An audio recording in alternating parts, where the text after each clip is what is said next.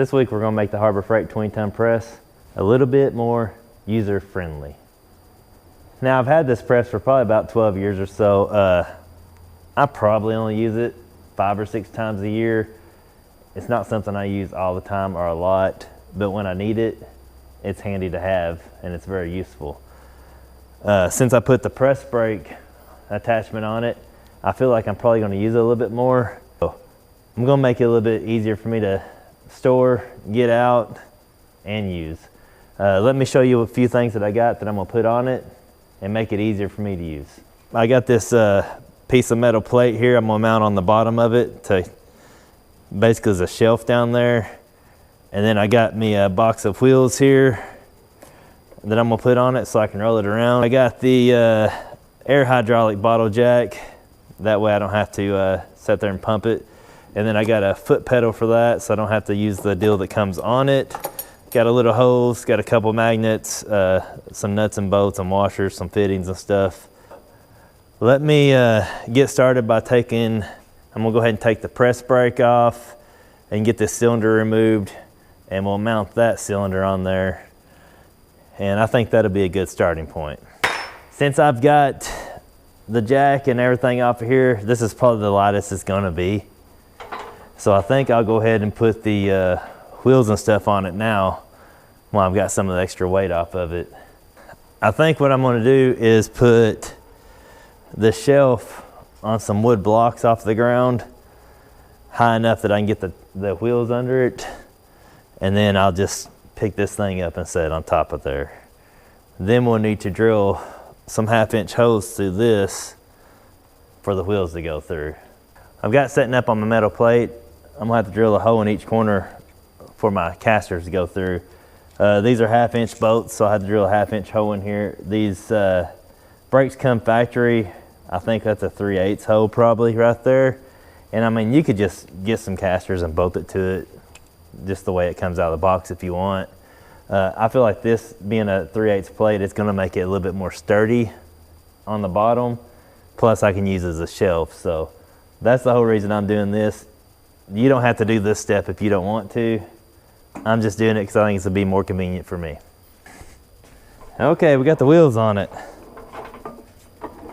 That is way easier to move around than the other way I was doing it. So I guess we'll try to get the jack put on it. If you look at the old jack, it's got these holes drilled in the corner that actually mounts it to this piece on the press. The new jack doesn't have those. And I mean, I'm kind of iffy. Does it really need to have them? I don't see this thing ever falling off. But since this one had on there, I think I'll go ahead and drill some holes through this and go ahead and put the bolts in it like it was. But again, I don't know that it actually needs it. I really don't see this thing falling out, but I guess there's a chance it could. Also, I think I'm gonna leave these springs on here too. I see a lot of people take these springs off and just leave these on here. But I mean, at the end of the day, 4 springs are better than 2 probably as far as pulling it up. So I'll go ahead and leave these springs on here. I mean, it's not hurting the function at all with them being on there. So I'm gonna go ahead and find a Sharpie or something and mark a hole through there and drill holes through this jack and get it mounted on there. I got the jack mounted on there. It wasn't too bad. I may have missed the hole a little bit on the back and we had to oblong the holes out. But other than that, it works. So I guess it works. I haven't hooked the hair up to it yet, so it's on there anyways. Now on the back side of this thing, I don't really want this air hose just hanging here.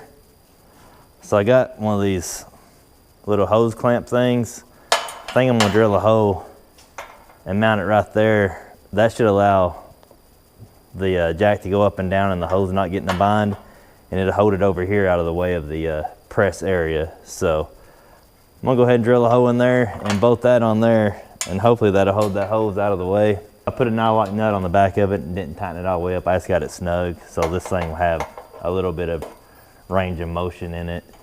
Hopefully it'll never bind up, but I think it's gonna keep it over here out of the way of this area and I don't have to worry about it. So now I gotta get this thing taken off and we'll figure out how we're gonna put the foot switch on. I got this foot pedal off Amazon here. It's got 3 ports on it.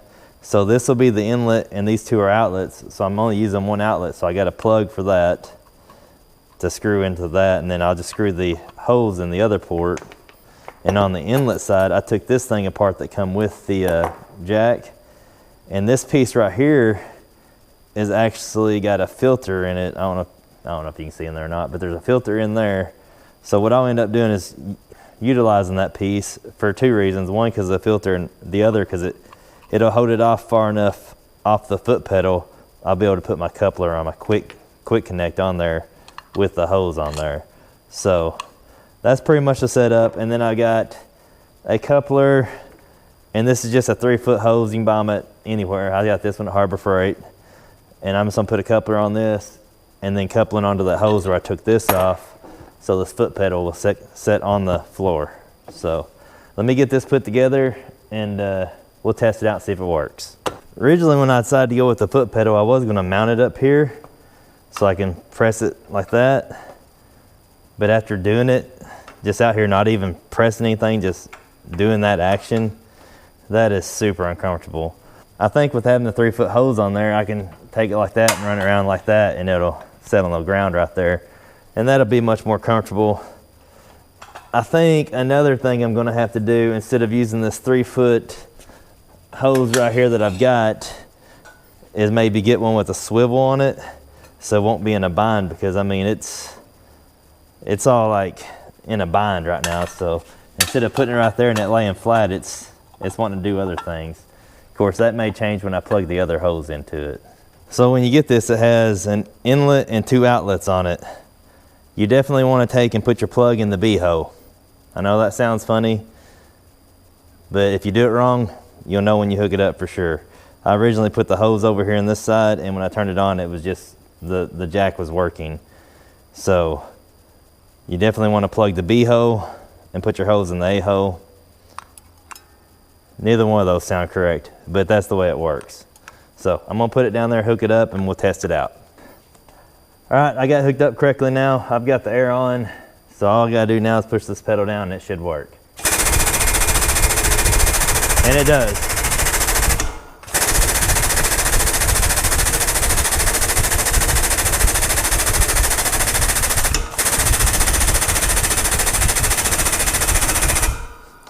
I've got to say that's way easier than using the jack. I mean, I don't know that it's any faster, but it's definitely easier. I'm not going to get rid of the jack handle because there's going to be times where you're doing something a little bit more precise and you'll need the jack handle. So I'll keep it. The next thing I'm going to do is make this a little bit more convenient. I mean, using the jack handle to let it off, it works. But I think there's a better way. And that's where my little water key comes in. I think I'm gonna take and get my water key on there. That way you can just turn it with the water key. So here's my plan. I'm gonna get this row pin out. I'm gonna drill a hole through here, slide this on there, and put the row pin back in there. That way I can use this instead of having to have the handle to lower it or let the pressure off of it every time anyways. So I just took a hammer and just started tapping on it. And it's moving, so I'll probably have to find a little punch or something to get it to go all the way through. Now this thing right here is kind of oblong. I hit my calipers on it earlier and it's like 3/8. And I could probably drill this out 3/8 and make this round on the inside and slide in there. This stuff's made out of like some cheap pot metal type stuff, so I'm afraid if I drill it out and then drill a hole in the side of it, it's gonna break. So my thought is to grind some flat edges on this, so this will slide on it because that's square on the inside. And then we'll go ahead and drill a hole through here and put the pin back there, back through it, basically keep it from sliding off. So let me get my grinder and kind of grind some flat spots on there and see if we can even get this to slide on there. So I did what I said I wasn't gonna do. I did drill a little bit of the end of it out with a 3/8 just so it'd slide over the threads and fit on there a little deeper. And then I drilled this hole out with a 5/32. So that's what size this pin is here. So I'm gonna put it on there, hopefully get it on there and and it fits. Okay, if this works out, I should just be able to drive this pin back in through there. We will see.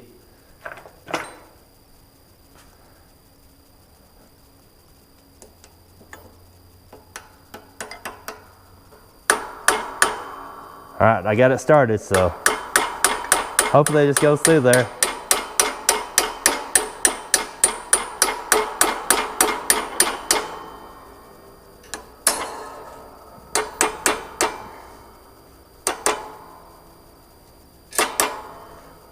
Hey, look at there. All right, let's test it out.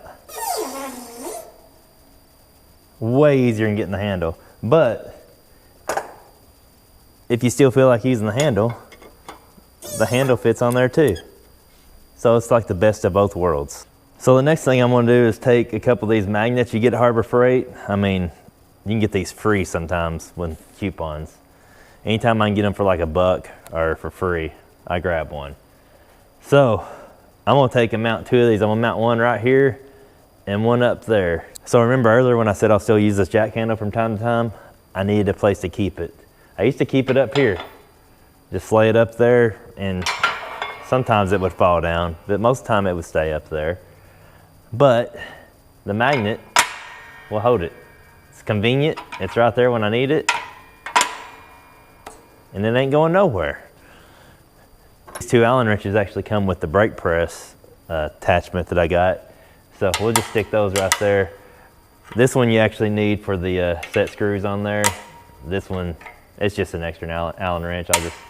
I'll just leave it sitting there for now. If I ever need it, it'll be right there though. The next issue I'm gonna try to solve is these pins sliding around. They'll slide in and out a lot. I'm just gonna kind of center them where I want them. I'm gonna take a 3/4 washer. I'm gonna put it on there, and I'm gonna just put a couple of tack welds on there to hold it on there. It'll actually make that pin easier to pull out because I'll have something to grip onto. Went ahead and put these washers on. I only put 3 tacks on it. I didn't get too crazy with it. Just a couple of tacks, just something to hold it on there. And it gives you something to grip hold of. What still is on right there? And it keeps it from pushing in. If I bump into it, it's not going anywhere. If it starts sliding out like that, I'll see it, I'll know. But if a little shelf down there come in handy for holding all my extra stuff, I can just set it back there, and then I can roll it around wherever I go with this deal. It'll be there if I need it. So I think the little shelf thing down there, it's not a must, but it's nice to have.